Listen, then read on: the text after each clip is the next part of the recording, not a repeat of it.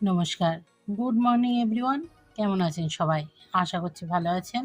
আমিও ভালো আছি। আজকে ব্লগটা সকাল থেকেই শুরু করলাম। কাল সারারাত বৃষ্টি হয়েছে। এইজন্য আমাদের বকুল গাছের সব পাতা কিভাবে উঠানে পড়ে আছে দেখুন। এখন বৃষ্টিও হয়েছে। এই উঠান ঝাড় দিতে গেলে বৃষ্টির পাতা সরবেও না, দেখতেও বাজে লাগবে। তাই দাঁড়িয়ে দাঁড়িয়ে ভাবছি কি করব। তো চলুন ঝাড় দিয়ে নিই, পরিষ্কার করে নিই, তারপরে আপনাদের সাথে আমি কথা বলছি। কিভাবে বৃষ্টিতে এইভাবে ছ্যাদলা পড়েছে। কালকে কিছুটা পরিষ্কার করেছিলাম, মানে ওই যে ইট পরিষ্কার করে যে ব্রাশগুলো দিয়ে, ওই দিয়েই পরিষ্কার করেছি। তো এখন একটু হাঁটা চলা যাচ্ছে, নয়তো আগে প্রচণ্ড ছ্যাদলা হয়েছিল। আমি আবার ব্লিচিং পাউডারের গন্ধ সহ্য করতে পারি না, এই জন্য আমার একটু প্রবলেম হয় ব্লিচিং পাউডার দিয়ে পরিষ্কার করতে। তো দেখুন আমার ঝাড়টার দেওয়া কমপ্লিট, কলপারও ধোয়া হয়ে গেছে। এখন পরিষ্কার লাগছে, দেখতেও ভালো লাগছে। আজ আবার একাদশী, ২ রকম রান্না করতে হবে। আমি আর সুখেন্দু খাবো একরকম, আর বাবু আর মা খাবে আরেক রকম। মানে বাবা-মা একাদশী করে না, তাদের জন্য রুটি করে দিতে হয়। তা কুমড়ো আলুর এইদিকে তরকারি করব। কড়াই গরম করে তাতে সর্ষের তেল দিয়ে তাতে ৫ ফোড়ন আর কাঁচা লঙ্কা ফোড়ন দিব। শুকনো লঙ্কা দিব না, হলুদও দিব না। জাস্ট নামানোর আগে সামান্য একটু জিরে গুঁড়ো দেব।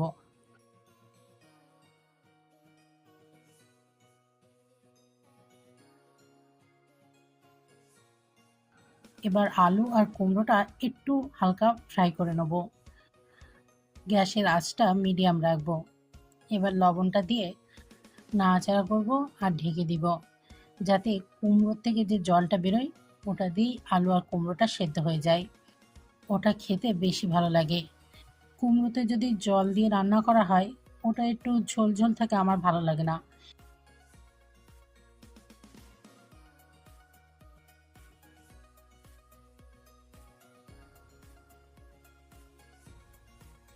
কিন্তু কম আঁচে, এই যে দেখুন কি সুন্দরভাবে এটা সেদ্ধ হয়ে গেছে, কুমড়োর থেকে জল বের হয়ে। আমার এইটাই ভালো লাগে। এটা আর একটু শুকাবো, যেহেতু রুটি খাবে তো। এদিকে আবার আটা মাখা হয়ে গেছে, আপনাদের সাথে গল্প করতে করতে সেটা আর ভিডিও করা হয়নি। বাইরে এখনো পর্যন্ত ঝুমধারে বৃষ্টি হয়ে যাচ্ছে, কিন্তু ওয়েদারটা প্রচণ্ড গরম। বৃষ্টি হচ্ছে তাই কি একটু গরম থামছে না, হাওয়া দিচ্ছে না, গোমট হয়ে রয়েছে। তো চলুন এইদিকে রুটি করে নিই। আর আপনাদের তো দেখিয়ে দিলাম যে এটা আমার একাদশীর রান্না হচ্ছে। ওদিকেও কুমড়ো আলুরই তরকারি হচ্ছে। আটাটা মেখে রাখলে কি সুন্দর ফোলে, তাই না? আমি আটা মেখেই রাখি। মেখে আধা ঘন্টা রেখে দিলে রুটিগুলো এরকম সুন্দর সুন্দর ফোলে। আর ফোলা ফোলা রুটিগুলো দেখতেও বেশ ভালো লাগে।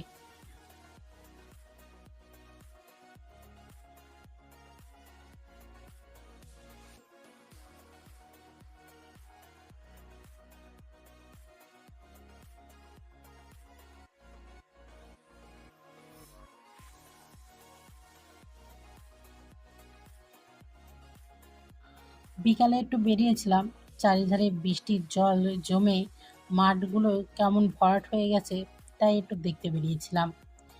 আমাদের বাড়ির সামনে যে মাঠটা আছে, ওই মাঠটাই এক রাত্রি বৃষ্টিতে কতটা জল জমে গেছে।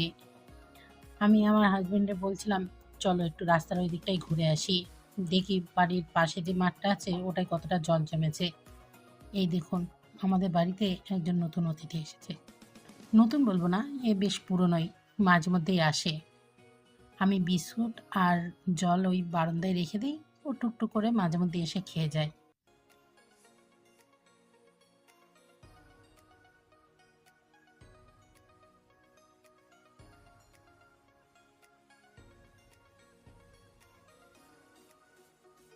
তো চলুন হাঁটতে হাঁটতে গিয়ে দেখাই আমাদের বাড়ির পাশের মাঠটায় কতটা জল জমে গেছে। ওই যে দেখতে পাচ্ছেন, এখনো পর্যন্ত টুকটুক করে বৃষ্টি পড়েই যাচ্ছে।